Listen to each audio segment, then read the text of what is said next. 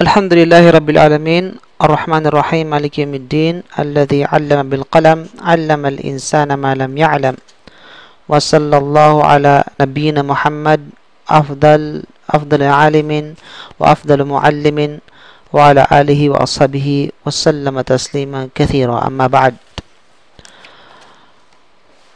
Inshallah mga kapatid sa panampalatayang Islam ay panahon na naman para magbigay tayo ng iilan sa mga katuruan sa ating panampalataya na kabilang sa mga pagbabawal na hindi pinahahalagahan ng karamihan sa atin ng mga Muslim, higit lalo sa kapanahunan ngayon.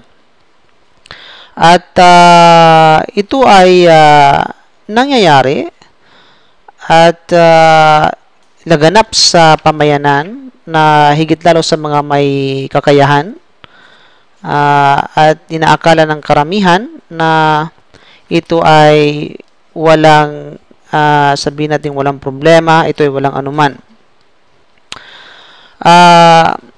Malimit na nangyayari ito sa mga nangangalakal din na kung saan ay na sila ay nandaraya sa kanilang pangangalakal na ipinagbawal ng Islam.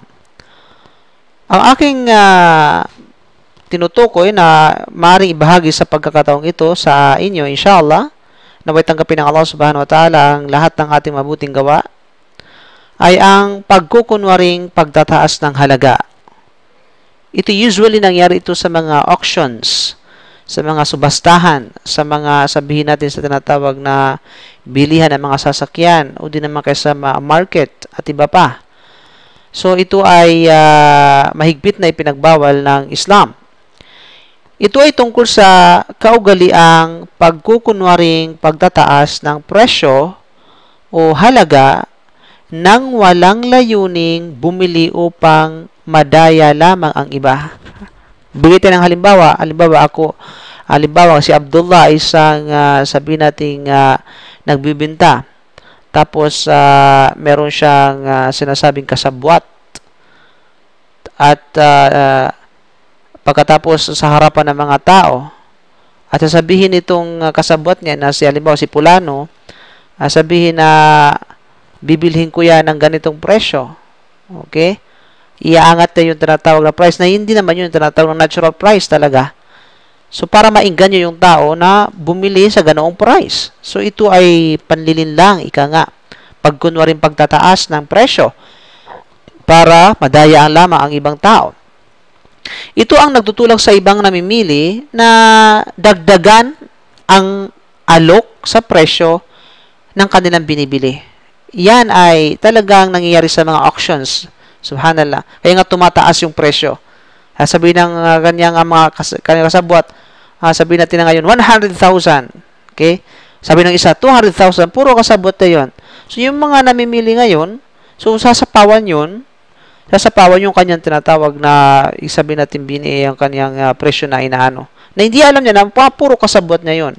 Para makuha yung isang produkto o isang bagay sa sabihin natin na sa isang mataas na halaga na halos na nagkakaroon ng tinatawag na hindi yung bumili hanggang sa makuha at malampasan nga yung presyo na gusto ng nagbibinta kasama yung tinatawag na kasabwat niya, malampasan nung talagang customer nung bibili talaga, ngunit maaari magdulot at talagang nagdudulot sa isang customer na lalamangan siya kahit ayaw sa kanyang kalooban. At alam natin kabilang sa kondisyon ng tinatawag na kalakal para maging ito ay katanggap-tanggap according sa batas ng Islam ay kinakailangan ay magkaroon ng kagalakan o magkaroon ng tinatawag na walang sabihin natin na bawat parties lugod, either yung customer at saka yung dealer. Kailangan sa kanila ay nandiyan yung tinatawag na pagkalugod. So ito ay bagay na kung saan ay pinagbawal ng Islam, okay, na ito ay pandaraya sa ibang tinatawag na sa mimili. Ang Prophet sallallahu alaihi wasallam ay nagsabi ayon sa tinatawag na hadith na inulat ni Bukhari sa matatawag sa Al-Fath Al-Bari, huwag magkunwaring magtaas ng halaga. Huwag magkunwaring magtaas ng halaga. walang alinlangan, ito ay isang uri ng pandaraya.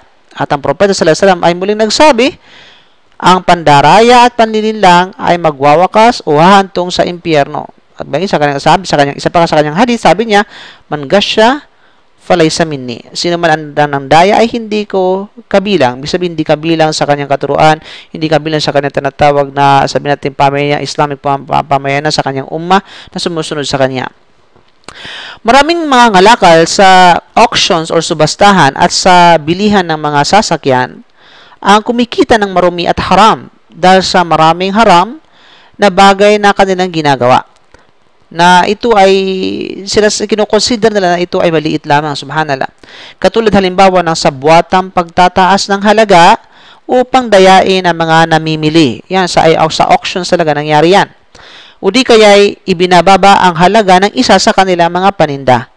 Ang iba naman ay nagkukunwaring na mamimili at itataas ang alok sa subastahan upang malinlang at mandaya sa iba. So ito ay malinaw na pandaraya ng mga namimili. May kasabwatan at gayon din ay may sa likod ng ano. Kasi siyempre, pag sa auction ka, hindi mo basta-basta, hindi mo sabihin, hindi mo ibibinta, hindi mo maaaring at hindi mo aaya na makuha isang produkto na ito hanggang sa presyo na gusto mo na kung saan ito ay pinakamataas. At kinakailangan mangyari kasi yung customer din ayaw ng mataas. Bibilihan niya na as much as possible, bibili niya na yung tinatawag na barat, ika nga, sabihin na konting presyo. So, para hindi maano yung mga nagbibinta, yung sa auctions ay ayaw nila pumayag. So, ginagawa nila nag-ano sila ng kasabuatan para at least ma-encourage itong customer na lampasan itong tinatawag na presyo noon ng kasabwat niya hanggang sa malampasan ito at nakuha niya yung gusto ng tinatawag na